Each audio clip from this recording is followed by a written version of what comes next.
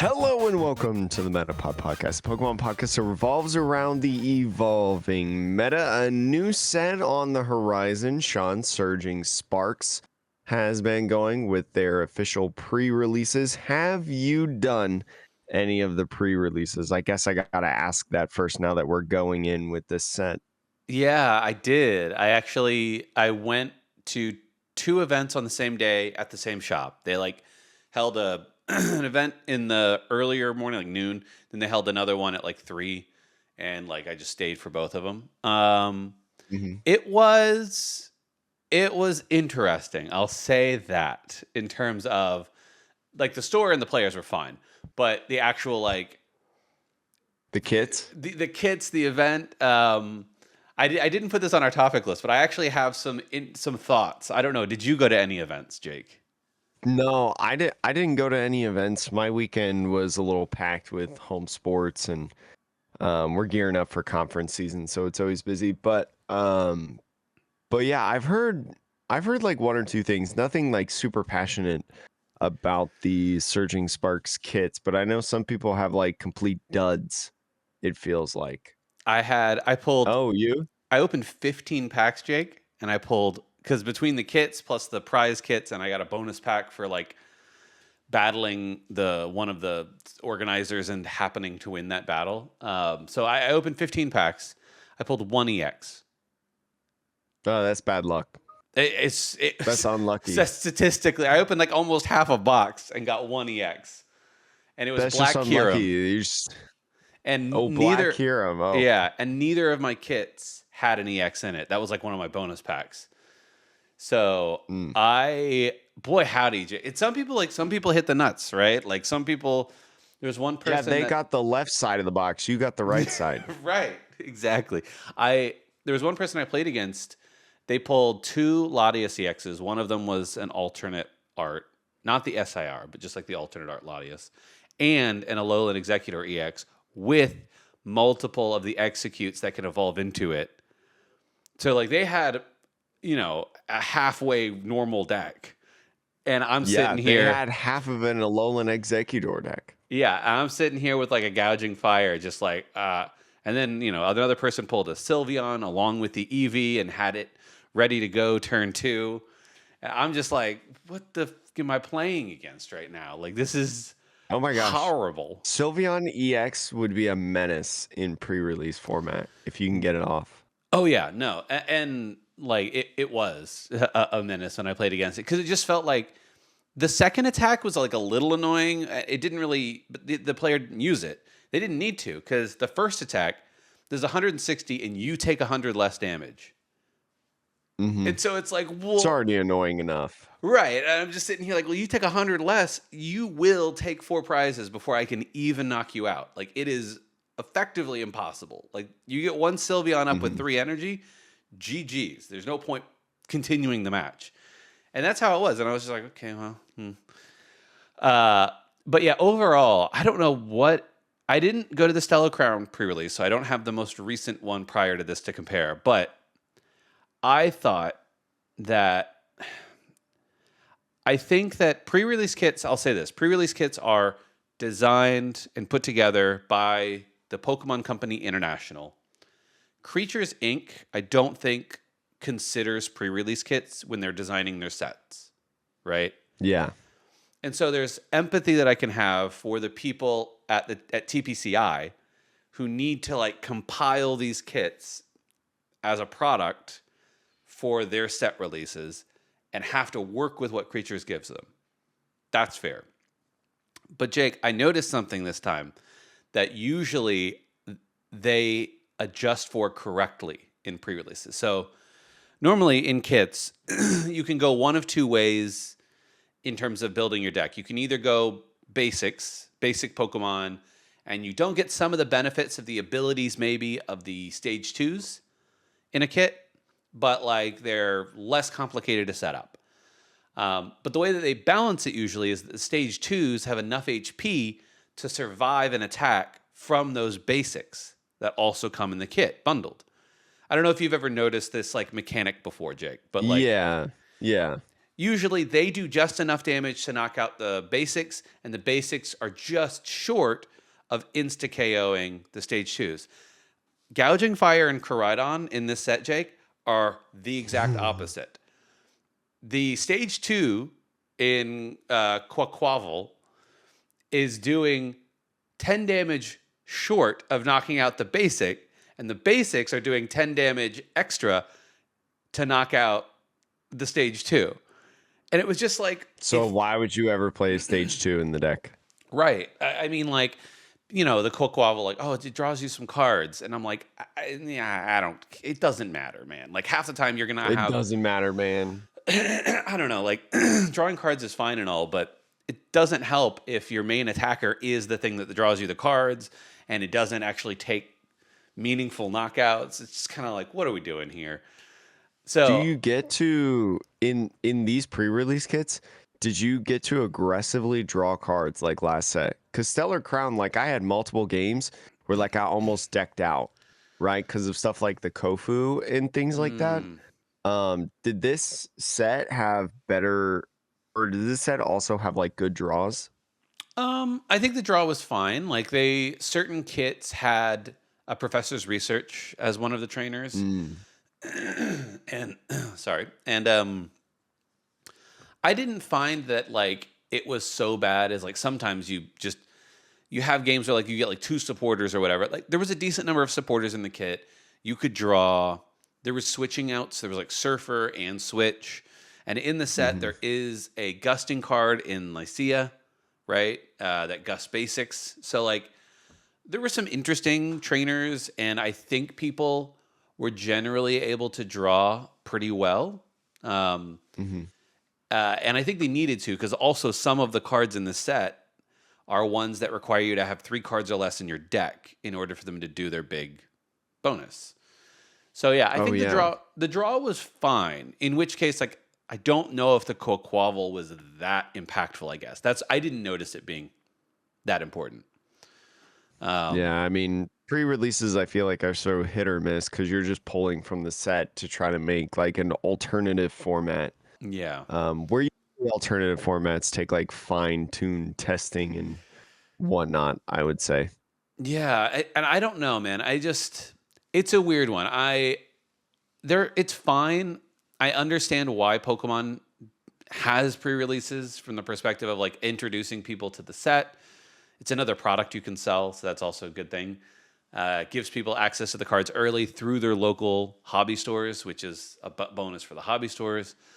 But I do think that Pokemon would do well to reevaluate what they're putting together for pre-releases, because if Creatures Inc. is their design philosophy is moving a certain direction and it's making the kits worse, I would explore an alternate way to do it. Just because, like, at this point, it just feels like half the room has a horrible tournament or like a horrible 3 rounds, and half the room absolutely pub stomps. And like, if you are the half that didn't pull anything, after game 1, like a bunch of people just dropped out and was like, I don't care. You just leave. Like if you get your extra participation packs, right? Yeah. Like because a lot of stores will just do like extra packs for the winner. Yeah. Right. And so if you're not going to be the winner starting out 0-1. And if you know that your deck is really bad and you're just sitting there like, why would I subject myself to like 2 more rounds of just getting stomped? Where it's just like, why, you know.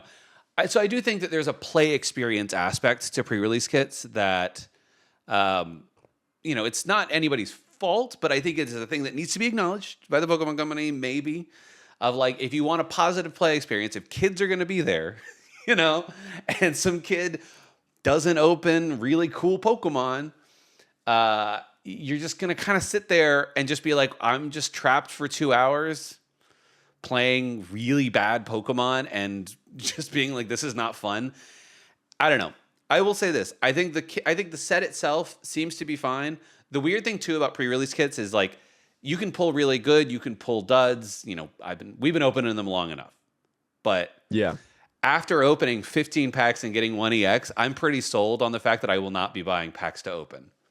And I don't know What, if, to Sean? be You're honest, just unlucky of a super small sample size. oh, I know. But I think I would like them to juice the kits just a little bit, just a smidge, because I'm a sample size of one, but this is a sample size of one that has now been turned off of buying from the set. I will buy singles because I'm like, I don't want to open, I don't want that experience again. It was an awful experience to get nothing in the kits, have terrible decks that I built, and just get pub stomped all day.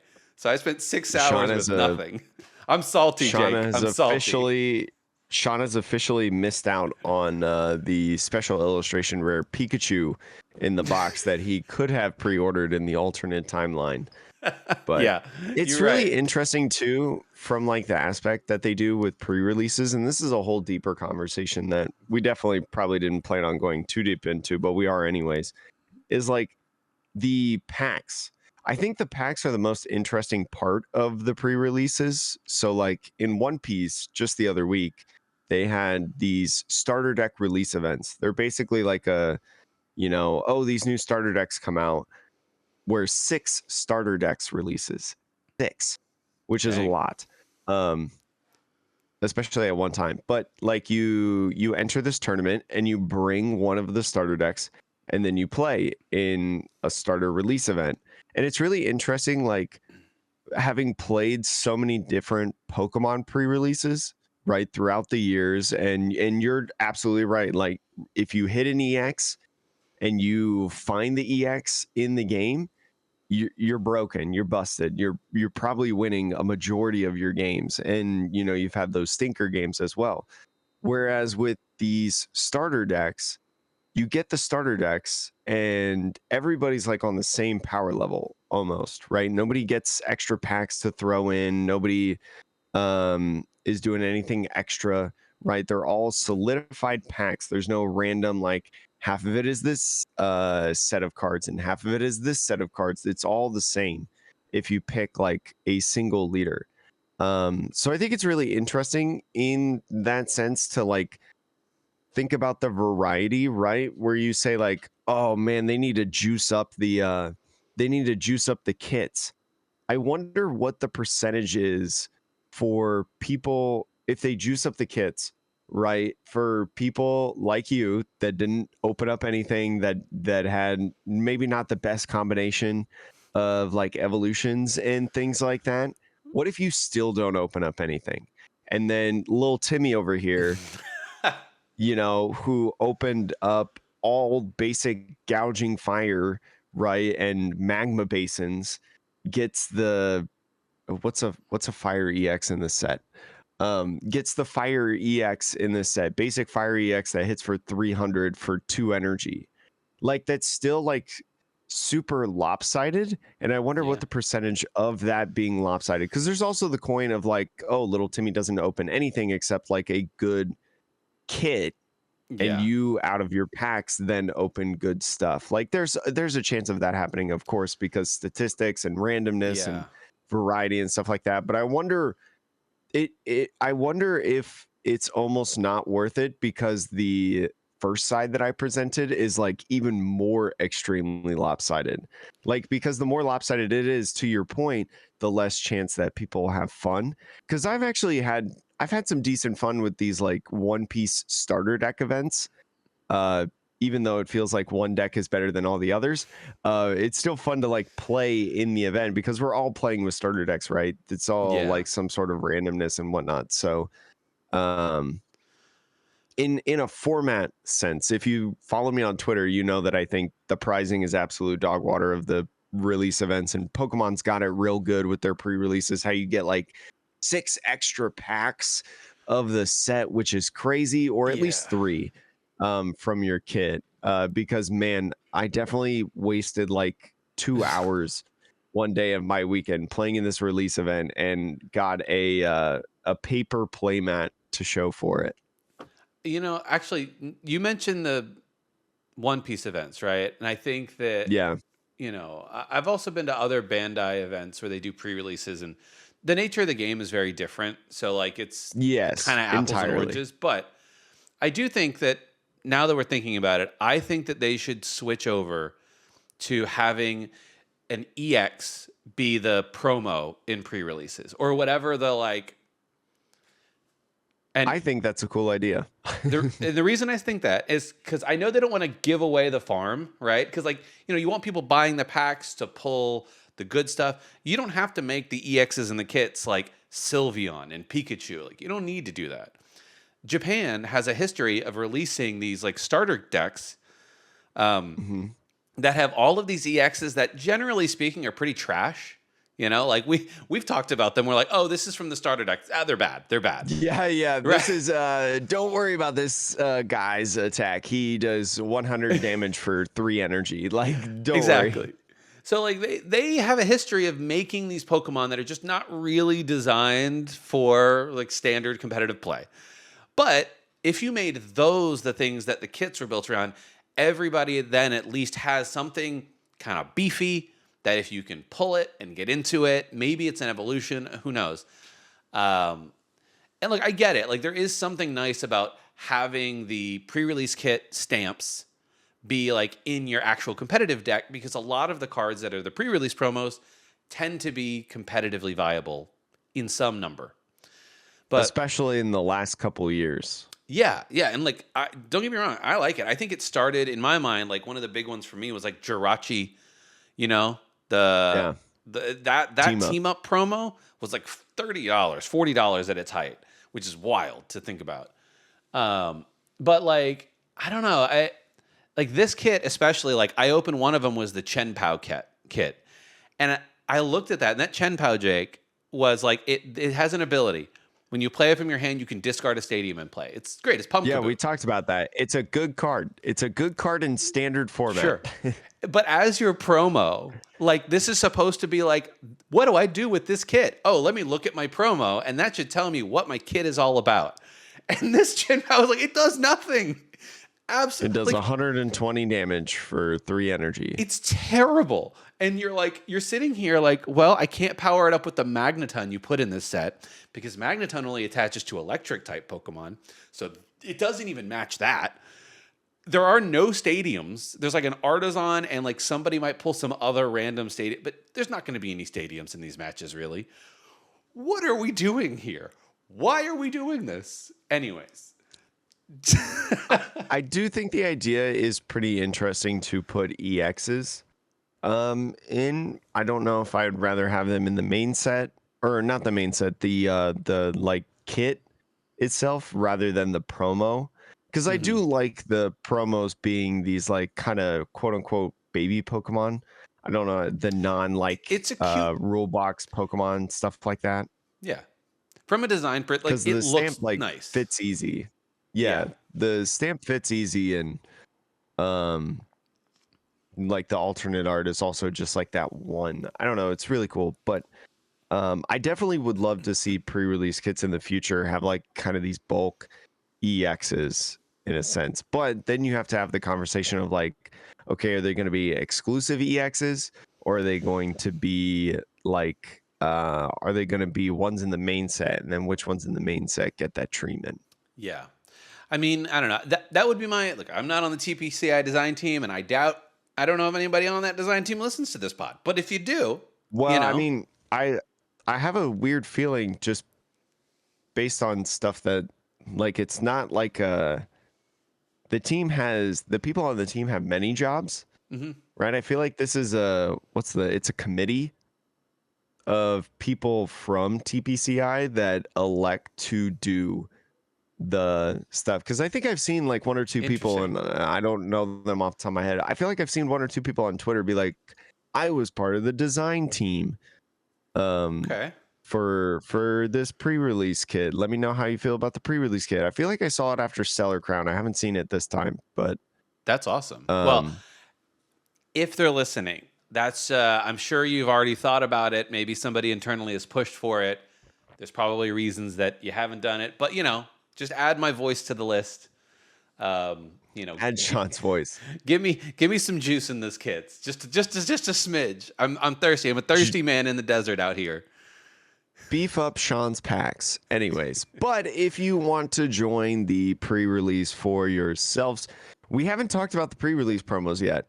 I don't think, or extensively. I think we only knew a little bit of it in terms of the actual set of 4. And so you can get in your Surging Sparks pre-releases still going on right now. If you're listening at the time that this release is Gouging Fire, right? The one that Sean was talking about, just a simple old 130 HP Gouging Fire with that blazing charge attack, doing more damage in there. And then you got some other big, nice ones like Chin Pao. Sean talked about Chin Pao. Great. That Pumpkaboo Stadium discards the stadium in play, and basic water Pokemon too. 120 HP. I think the biggest thing about Chin Pao is that it's 1 retreat cost. Because I think Yeah. Pumpkaboo was 2, Oh, and that's that was awful. a menace. Yeah. Yeah. Yeah, they fixed that one. But I mean, we also had Scoop Up Net in format at the time, so use your Turo to pick up the Chin Pao that you started, unfortunately, in your game. Or you could use the Magneton, which is probably considered the best pre-release promo out of them, I think. Magneton being a little bit more exclusive to certain decks, while Chin Pao can be put in just about anything. But Magneton having that KO itself to accelerate 3 energy or lightning or basic energy cards to your lightning Pokemon in any way you'd like. And then there's Indeedee, which Indeedee, I think this is the male form of Indeedee specifically in this picture, has that heal 30 damage and recovering special conditions on your Pokemon for that ability. So yeah, I mean, I don't know if they ever reprint something like Scoop Up Net, which I don't think they'll do, but if they did, no, maybe this Indeedee is better. But yeah, the banned Scoop Up Magneton. Net in expanded, I think, right? Yes, they did. I think that. Yeah, I'm pretty sure they did. But yeah, Yeah, they don't want that. Magneton is definitely the one that you should be keeping an eye out for, in my opinion. Just because that's probably the coolest one. It's going to have the most interesting use, kind of like the Baxcalibur that was in that set, right? Like just a good card for its archetype. Yeah, exactly. But you said you got the Chin Pao and what other one? The Chin Pao and the Gouging Fire. Oh, the Gouging Fire. Yeah, I do love the Gouging Fire. I think it's a beautiful illustration by Haruno. Yeah, the art or on Hasuno? all of them. I can't read it here, but the art on all of them is very good. So, always do good work on the art at least. I think next on the agenda, though, Jake, is a real quick one. Just a note about 151. I know a lot of people out there love the set, love collecting the set. Prices for this set I have forgotten about Pokemon 151. I think if you are not on the Pokemon Stonks YouTube and Twitter feed, then you might have forgotten about it. But this is basically what it feels like every YouTube investment person in the last year, half of their content is whether or not you should buy 151 and how much it is worth. And just a reminder, we're getting another wave of reprints of 151 in Which English. Is blowing up social media in terms of the collector scene, I feel like. Yes. But I think this is just more of a reminder that until a set is 2 years from its initial printing, all of this speculation about it's not getting reprinted, buy it now, and the prices get pumped. And specialty sets like this, Pokemon is going to milk them. Right, they're gonna print them to demand. When the secondary market goes crazy, that is just telling the Pokemon company, "Hey, you're leaving money on the table," and they are a company that wants to make money. So that's all it's doing. But yeah, in the U.S., we're gonna get a Blooming Waters Premium Collection that'll contain 12 packs, 4 promos, a jumbo, and a code card, and that will release in Europe and other countries in February. But for the Japanese collectors, they've also confirmed that there will be another wave of Pokemon Card 151 being released in booster boxes in December. So if you do have friends and family that wanted to get the set specifically in Japanese, then, wait till December. Maybe you'll be able to get something in time for Christmas. So, and the prices should come down quite a bit. So, Yeah, I just mean, wanted to. looking at kind of the singles of the set, the singles are kind of interesting because most of the cards I feel like are not extremely high, but higher than most other sets, Yeah. which is interesting. So like Gold Switch, right? A staple card. You buy a playset of these, you are set for life in the Pokemon trading card game in terms of having max rarity switches, because Switch will never change. That card is $3.50 in this set. Basic Psychic Energy Golds, less than $5 That's in this crazy. set. But then you have like other things in this set, like the full art Jinx EX, $7. The full art Golem EX, $8. So like these weird pricings on like other cards. The full art Wigglytuff, $10. That just make the set like extremely interesting. And like you're saying, it'll go down and whatnot. There's no worry or fear. I think you can wait until the set re-releases, but the prices on here are interesting because also the special illustration rare of Erica's Invitation, $17. Actually a Oh, that's playable cool. card in Control. Yeah, and it's a beautiful, beautiful card. So weird set indeed. Last little bit of news, and then we're actually going to talk about deck lists from Japan. Just kind of hop around. Mm-hmm. But last little bit of news here is that GameStop. We talked about GameStop selling PSA cards, I think a month or two ago. But GameStop is now doing PSA submissions as well. So you can pop into select GameStop stores. So definitely call ahead or look up online. But you can go into Yeah, some and GameStop. Pokebeach.com has on their website like a little thing where you can actually see, find a store that actually does this service. Anyway, sorry. No, yeah, it's so yeah. Just note you can't just walk up to your random GameStop in the mall, probably. But You probably yeah, wouldn't want to do that anyways. but yeah, the cards will be sent to PSA and come back to the GameStop that you brought them to, so you don't have to worry. Especially, it's useful, I think, if you, I don't know, live somewhere where maybe shipping is like kind of wonky for you. I know a lot of people in major cities can have like weird shipping issues, but it'll come back within 45 days. So in terms of a turnaround time, actually, that's pretty It's good. pretty good.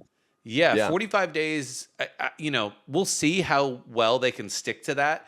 But my guess is that part of the relationship between PSA and GameStop, I wonder if PSA now has their own dedicated graders for GameStop, maybe, or like they have like a priority queue for GameStop submissions so that they always meet that 45-day window. One of the things about this as well is that you have to be or GameStop customers can use various things to be able to submit, including trade credits, pro coupons, right? You can save money on this. It's a very similar pricing to PSA if you just strictly did it through PSA. It's just $1 more.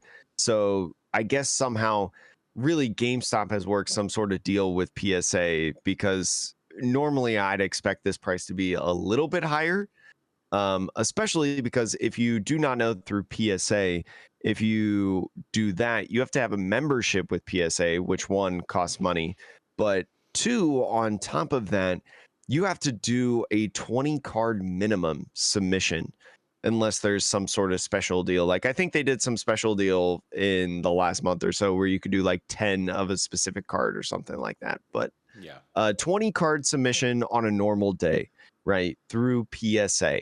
So for a lot of people, I think, especially in the much more like casual community, right, because people that use PSA are normally and mostly just either collectors, right, or investors. Like hardcore collectors, I'm saying like they grade a ton of high end cards or their favorite cards or whatever. They do it all the time. Or it's investors, people looking to flip, people looking to sell, stuff like that. So you have the few of little Timmys or Jakes in this case that don't have a bajillion cards that they want to sell. So I think that this service is kind of cool, right? 20 cards is a lot. I'm actually at I'm trying to do a submission here soon with like prize cards, Yeah. right? Through like the various card games that I've done. And getting 20 is not like an easy feat. No, and it's a lot of Not to upfront say that I'm cost. not winning, but Well, it's a lot of upfront cost too, right? Like yeah. either you find a friend who is doing a batch submission, which is what I did, and then like you Yeah, base which is what I'm together. doing. Yeah. Yeah, and like that's great, but like then it's coordinating all of those people, who's sending in what, having them all pay you, and it can kind of be a little bit of a mess. So the fact that you can just rock up, give them one card, and be like, or like two Hmm. cards, and be like, hey, I don't have $300, but I have 30. Can I, or 32, I guess. Here's $32 and two cards that I really like. Can you grade these for me? It's wildly convenient. So I think this is actually, if done right, pretty good program. Yeah. So for anyone who maybe, because I don't think we mentioned it before, I think I forgot to mention it, but it's like $15 per card, Yeah. right? Through normal PSA and then 16 per through GameStop. So as you were saying, like I don't have $300. If someone's like, wait, how did you get $300? If you have to have a 20 card minimum, right? And it's $15 per card. You do the math on how much that costs at one time, as you're saying, Sean. So that's why it's very common for people like you and I to do bulk submissions with friends, right? A couple people joining in, pitching in, putting in money. So there's also the trade-in program that we've talked about in the past. So like it's it's going to be interesting if it becomes extremely common to send a Pokemon card through PSA to then trade it for cash and store credit at that GameStop. Right? If you Yeah. trade it, if you submit it through there, and let's just say it's $15, right? Like, so when you do these like submissions as well, there's like what's called declared value. So Yeah. like after the card is graded, there's a price on that card, and depending on that price, you may have to pay like an extra, right? Like if I do this $15 submission or $16 submission through GameStop, and I send a first edition shadowless PSA 10 base set Charizard, right? That card is worth a lot of money, and it's Yeah. definitely a little more than the $15-$16 value of the submission. So PSA is going to give me like an extra like handling charge at the end, because they're like, you sent a bajillion-dollar card Why did you that do we this? graded. Yeah, because they have like different tiers of like, if you have the dollar card, you're supposed to send it in this like $50 Yeah. submission window. So then you don't bypass their system, quote unquote. Um, but it'll be curious to see like how often and how many people send the submission to PSA to then just immediately give back to them. Because I Yeah. think it's really interesting, because I have some cards that I would eventually like to grade and eventually sell, because I feel like it'll just net some money, and I don't need it. I don't have a super high affinity for the card. And so especially if I don't want to do like a bulk submission with everything else, GameStop is actually a really huge advantage for me to just like, okay, I've had this card for a while. I'm just going to give it to GameStop, and then my one or two cards that I want to do this with, and then immediately offer it up to GameStop as soon as it comes back, Yeah. and probably profit, right? Because I feel like most cards, if you're going through the grading system, they're going to be worth more than $16. You'd be surprised, Jake. You'd Well, be no, I mean, surprised. well, I guess it depends on the card, right? If I'm sending Yeah. a common, like Sure. if I'm Sure. sending You're this not gonna. or Yeah. this dust call, right? The Yeah. from the dust call from Shrouded Fable. This is not going to net me $16, even as a No, it's a PSA waste 10. of money. Yeah. But like the I have like an alternate art from the tag team era that Yeah. I don't have an intention of keeping, right? And I've got even you can even get some like other EXs or stuff. Or if I ever wanted to sell my full art supporters, Yeah. right? If I ever wanted to just bulk grade the supporters and then sell them off in the masses, um, GameStop would be huge. And I think from what we talked about when they first started doing this trade-in program, that the trade is actually not that bad in Yeah, terms of a percentage of the value. yeah, some of I think it's card dependent. Some of the videos I watched, there was like a couple Mm, of cards that were like hmm. kind of low, but there were others that were like, oh, this is very competitive with like what you would consider almost market rates, which is pretty wild to sell to somebody who needs to then resell the card.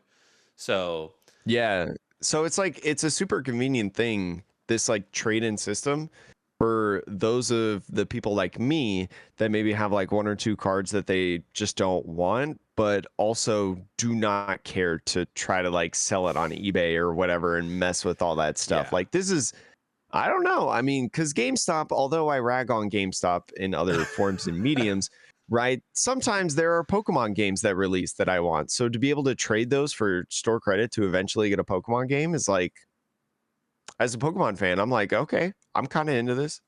yeah, Like, I really yeah, like this trade in. I really like this trade in program. It's just super unfortunate, as we mentioned, for the workers at GameStop, because I'm sure the workers don't care for the PSA stuff, and yeah. now they have another addition to the PSA program that they Because have to now, think about and worry about. like if you're a GameStop employee, you're gonna have somebody probably come in. They may even just have a card in a basic sleeve, right? And you're not supposed to send the cards in like that to PSA. There's like guidelines for like how you put a card into a sleeve, into a saver or whatever, Mhm. and All package cards it must up. be submitted in penny sleeves and card savers. Yes. Oh, okay. So they're telling Yeah. people how to do it, but like if somebody just walks Yeah. in, do they sell penny sleeves and card savers at GameStop? Or do you be like, well, we can't take it? And so like there is like a small level of awkwardness I think that could happen because GameStop is there for the masses, so to speak. And most people that are going to submit one or two cards probably aren't going to go buy, a 50 card pack of card savers. Like, you don't need that.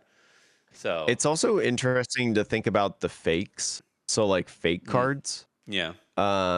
Because I'm sure people will try to submit fake cards through GameStop, right? To try to see if they can get graded or whatever. But I mean, Now they would probably lose out on their $15 or yeah. whatever that they paid, and then, well, you're out of luck. But then how do you combat someone that just instantly goes, "Oh, I didn't know it was fake"? Well, it doesn't You matter. know, I mean, how do PSA you has, like? I guess PSA has that exact same problem now, right? Which is like, if you try Yeah, to submit a card and you think it's real and they say it's fake, yeah, I mean, I don't know. There's definitely a part of me. I will say this. I'm glad GameStop is doing this. I understand the logistical aspect of like one company makes this big deal with PSA. Um, I would love a program that would extend to local game shops that they could I get on think board. I think there is some sort of program because Darkside Games, out here in Las Vegas, you can give them a card to submit to PSA. And I don't know if it's just from the general cards that they typically send or whatever, but I don't think it's like ultra uncommon for, and maybe you just have to have a good relationship with your stores to be able to do this, right? Because I've Yeah, known these guys for a while, but maybe you just have to have like maybe it's not ultra uncommon for game card stores that are stores. specifically only card or yeah game stores Yeah, yeah, to do that. I don't know. Maybe they already have like a. I haven't browsed through their website to see if they have like a store program. yeah. You I don't know. know. I mean, it'd be interesting to know. My guess is that the stores like Dark Integral that you mentioned is like they're probably bundling, like they're just doing it like a normal person would do it, and they offer it to their customers Yeah. because they need to get a minimum of 20. They submit everything and they get it back to you. But I don't know. Maybe it's not necessary for them to have a program because each store can just do that on their own. But Hmm. regardless, Jake, cool that GameStop is offering this. But do you want to get into just a few deck lists now, just to get a sense of like, okay, we talked about the set release last week. We had thoughts on like what we thought was good, what we were excited about, but what's actually getting played in Japan, and what do we think about that? Yeah, the So, set has released in Japan, and people have started playing tournaments and building decks around Surging Sparks. So, looking in, are you just going to click that first one right there? heck yeah.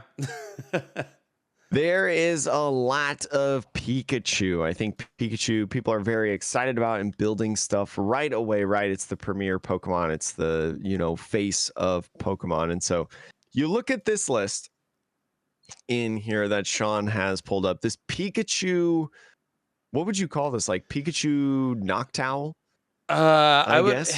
yeah, I mean, I would almost call Pikachu it and Turbo Friends. Pikachu. Turbo Pikachu. Because you're playing 2 Magnetons as well, Mm-hmm. a couple of Crispins. So, and you are playing. What's cool, like, so you do have the Noctowl line, as you were mentioning, right? You have the Noctowl line, but it's really heavy Pikachu EX. You are trying to bin and discard energy. You have the Ace spec that allows you to use 1 less energy on your Terra types, right? Mm-hmm. And so yeah, it's just how quickly can you get to Pikachu's attack every single turn. That's how I would maybe think about it. You run different things in here for both support and draw. You mentioned the Noctowl, the Magneton, but also Bibarel, right? Yep. Bibarel being able to draw you a ton of cards. And you got a couple discarding effects in this deck, right? You've got the Ultra Balls and Earthen Vessel, the one of in there. And most of the other cards, like you can play immediately at a lot of times in this deck. You also play the one stadium that does minus 30 HP to Stage 2. stage 2 Pokemon, right? Because your Pikachu hits for 300. So I think we kind of talked about that in our set review. If you haven't listened to the last episode, check out the set review for Surging Sparks. But Pikachu EX just being able to one-hit knock out a Charizard is crazy, and it's immediately searchable because of something like Noctowl, right? Finding any of your trainer cards. So this deck, honestly, having a lot of one-ofs for those of you that can't visually see this, like a one of Boss, one of Briar, one of Research, one of that Stadium, one Defiance Band, one Hisuian Heavy Ball, one Earthen Vessel, one Switch, one Super Rod. Good amount of trainer one-ofs. Yep. Just because it kind of works well with Noctowl, that system.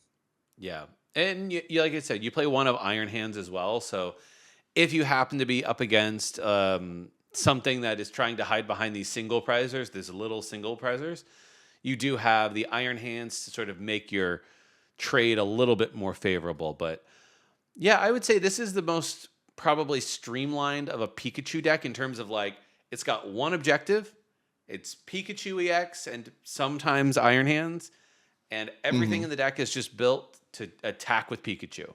So, but it's interesting too, because we can look at like another Pikachu list here in a second, but this one not really playing 2 prizers, right? It really forces you to either knock out a 1 prizer on the bench of like Bibarel or Noctowl or something like that.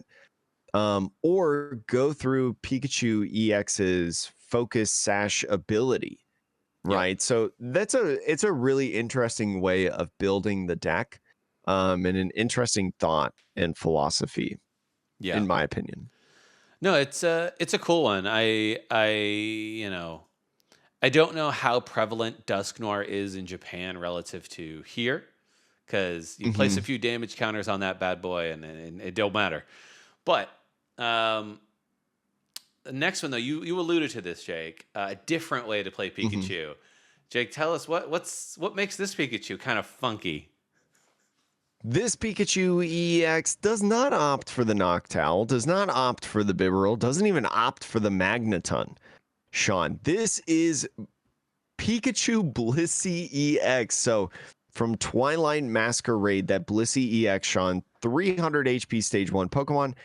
The real key of this Pokemon, it has the ability Happy Switch.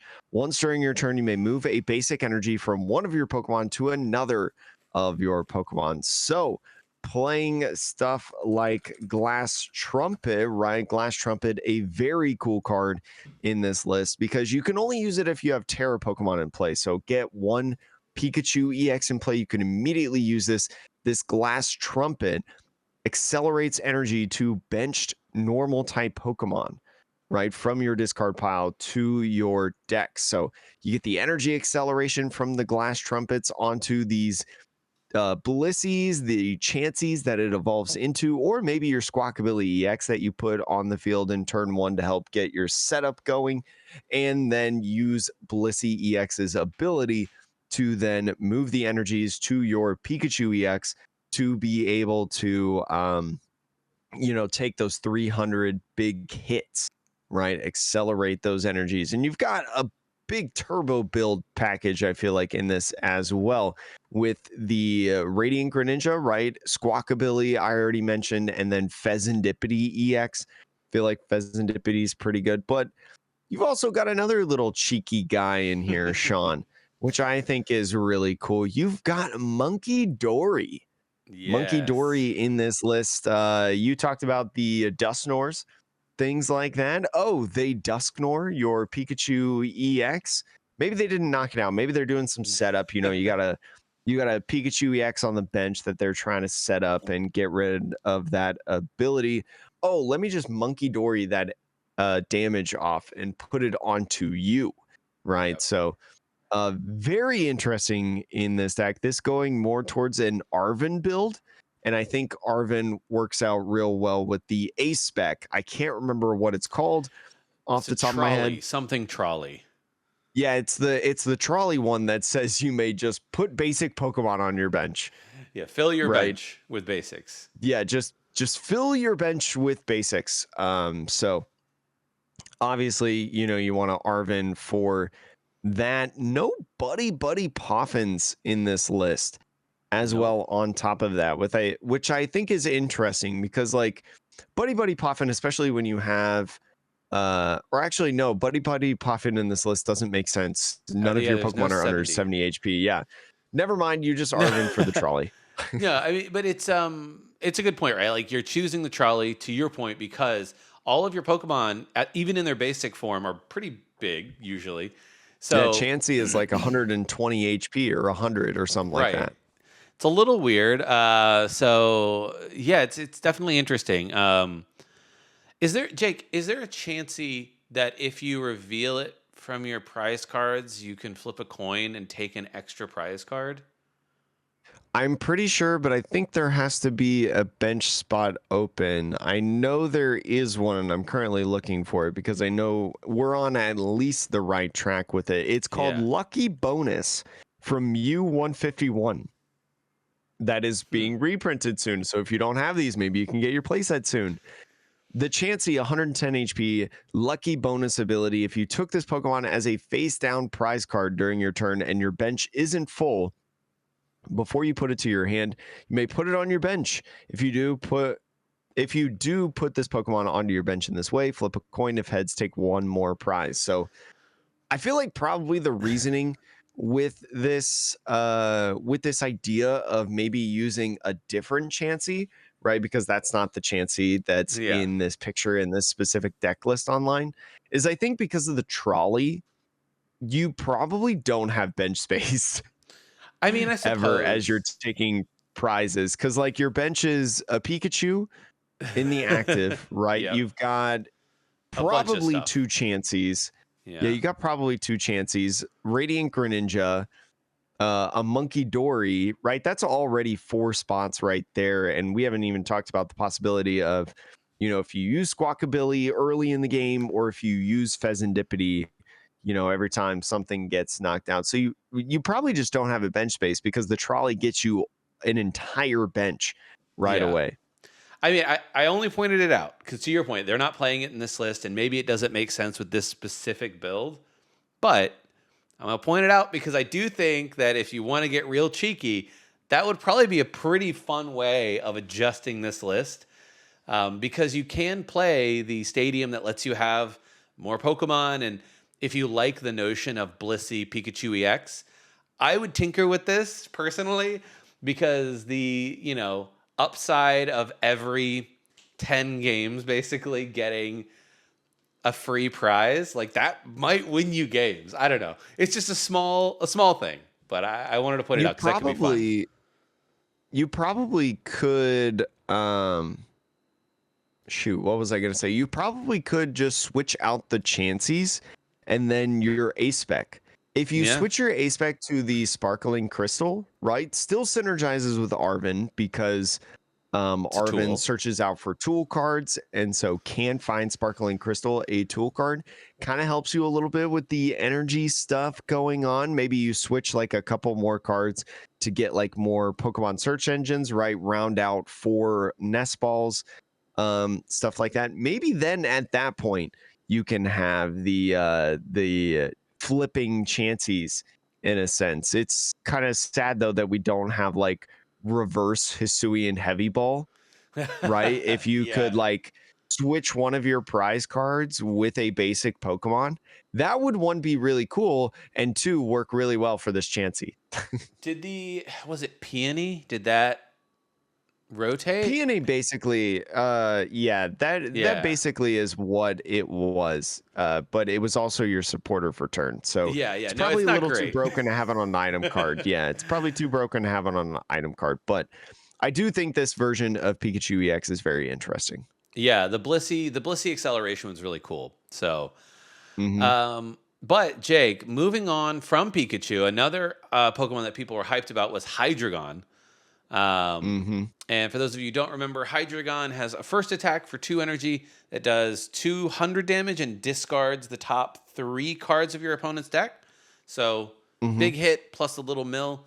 And then the second attack for 4 energy of, metal and psychic and dark and whatever, does 130. And then you get to do 130 to 2 of your opponent's bench Pokemon. So 130 to 3 Pokemon, kind of like it's like a Kyurem like effect, right? If you thought Kyurem was Yeah, annoying in exactly. Regidrago, welcome to Hydreigon. Um, so like what does this deck look like? And this is interesting. This list that we're looking at here is basically playing a Lost Box Hydreigon, which is Hmm. I guess like between your dark patches. Are there dark patches in this list or no? There no. Okay. No, there's no dark Interesting. patches. So just relying entirely on Mirage Gate as your energy acceleration. But yeah, Jake, what do you think about this list? I do think Lost Box is like because I do agree that people are excited about Hydreigon, and I think Hydreigon has like this sort of viability somehow, some way, because it just feels like a really good card.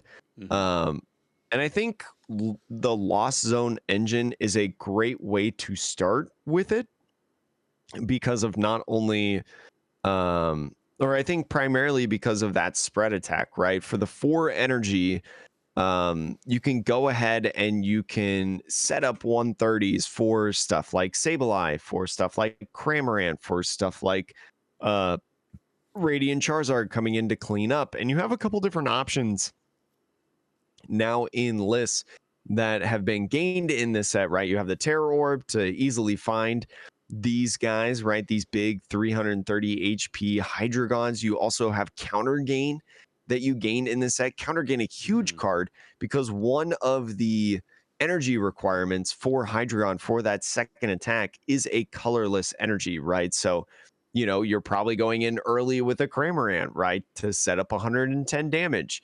Yeah. That guy's probably getting knocked out. So then your Hydreigon with a counter gain is more than likely immediately online in it. And so you have a couple different things in here that I think are really, really cool for a typical Lost Zone engine. And I think probably could just be viable in itself because, well, it's a Lost Zone engine, right? How many times have we seen different Lost Zone engines, of Colress, Mirage Gate, Comphase, the whole package, make like a competitive deck in the Yeah. format. And this is the next iteration, in my opinion. No, this is very cool. I think, Hmm. yeah, Lost Zone is definitely a fun way to play it. And the I other will say way, it's not like a it's not a before we go to the yeah, next one, because this one is vastly different. This next one, oh yeah, this is not like a turbo Lost Zone engine, no, which is interesting. You know, there is a vacuum, just one vacuum, but only 3 Mirage gates in this list specifically, and no Pokestops. I think that's another thing.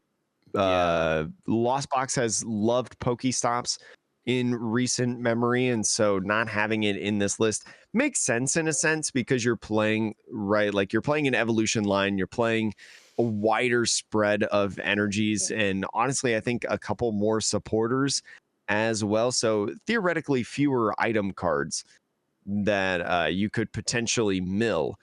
yeah, But yeah, I just thought it was real interesting that this isn't a turbo version in there. yeah, But the next one of Hydreigon, the one that Sean was pointing out, you've got Hydreigon with Dusknoir, I'll say. Dusknoir and Pidgeon EX. So you're running the 3-1-3 line of Hydreigon. You've got a 2-2 line of Pidgeon EX and then Dusknoir in there. Just a good pair for really a yeah, ton of different things, especially with the Dusknoir. It's really cool to get counter gain online, right? Counter gain again in this list. But Sean, there's a couple other interesting cards in this list, specifically Pokemon wise, I feel like. yeah. I mean, I don't remember what the what is it, Ferrogiraffe EX does. Faraffarig, yeah, Faraffarig. the one that evolves from Giraffarig.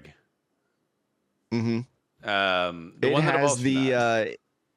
it has Armor Tail, the ability. So 260 HP, Dark type EX Stage 1 Pokemon. Prevent all damage done to this Pokemon by attacks from your opponent's basic Pokemon EX.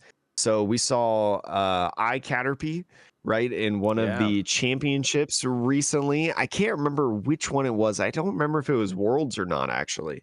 But he piloted a really, really cool Faraffarig deck, kind of like a wall deck that a lot of people weren't ready for. And I think he did really, really well. I think he was day 2 at least, and made it pretty all right into day 2 of the tournament. But yeah.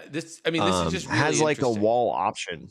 Yeah, because Yeah. like Pikachu EX is a basic EX, and then you also having people play that inside of Miraidon decks. So in a very fast format, you have Raging Bolt as well. So like if you somehow are able to get this and have this be the only option left, your opponent may not have any way around it, right? Mm-hmm. So pretty clever there. I also think that this has some interesting cards as well. It has the Petulant EX, which can switch in your dark type Pokemon so you can't be trapped. And it also has one of a Binding Mochi. So when you use Petulant's ability to switch something into the active, you poison the thing. Binding Mochi will allow you to do 40 more damage if it's poisoned. So in theory, you can either have Hydreigon get poisoned and do 240 or 170 to the active plus the 130 to 2 bench. Or weirdly, I think the Petulant has an attack that does 60 times each prize card your opponent has taken. Yep. And And especially with Dusknoir, you can manipulate that prizing. yeah, so like also just a useful attacker in its own right Mm-hmm. in the late game because you are playing one dark patch, and and other things. But I will say it's a bit strange because this one is it's it's weirdly, I think it's focused primarily on that first attack of Hydreigon because the only way that you're getting that second attack off in this deck, as I'm looking at the list, is really you need that ace spec, which is the 2 Rainbow Energy ace spec from the very first Scarlet Violet set. Yeah, that works alongside stage 1s. Yeah, so that's the ace spec of choice for this one. So that's really how you're getting to that second attack. But Mm-hmm. yeah, very, very interesting list here as well. Jag, I think we got time for one more list. Is there any other list on this page that really stood out to you? Is there any more on this list that stood out to me? I'm Ooh, like looking through. there's just a ton of lists Well, in let's here on this site. It's a well very let's cool site. yeah, definitely. If you want to see more lists, I will say we're looking at Poka, POKECA book.com.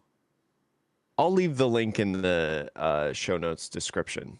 Yeah, we don't usually use this website. Normally it's like Limitless and other things, but for tournament results with these cards, it's not available just yet. So, but this has been the Pikachu Hydreigon rundown, basically, for this one. But the Pikachu Hydreigon, yeah. I think probably two of the most viable, though, new EX attackers from the set. Weirdly, not seeing much Sylveon, which, maybe that is not going to be a great card, but I will say I did post my personal Sylveon team up in the Discord. Jake, did you see that? I did briefly get to see it. I'll let people know real quick. I think somebody out there should at least experiment with Glamora EX and Sylveon EX as a control deck. I've heard that combo. Yeah, I've heard that combo. It's gross. Get out of here. Yeah. Would you like to have one Pokemon on your bench and one Pokemon in the active? There are plenty of other archetypes on this website, just to let you know. Like I see a Garchomp EX, Serena EX, the Festival lead, Palafin EX, the Loyal 3. You got Cloth in there fighting. I saw Miraidon, Banetch, and Pal. A whole bunch of different archetypes. If you just continue scrolling and scrolling, even Cerulege, the new Cerulege. So, yeah, that's is that it? That's all that we got. So that's all, folks. Yeah. But thank you so much for listening to the Metapod podcast, the Pokemon podcast that revolves around the evolving meta. I'm Jake, that's Sean, and we will see you in the next episode.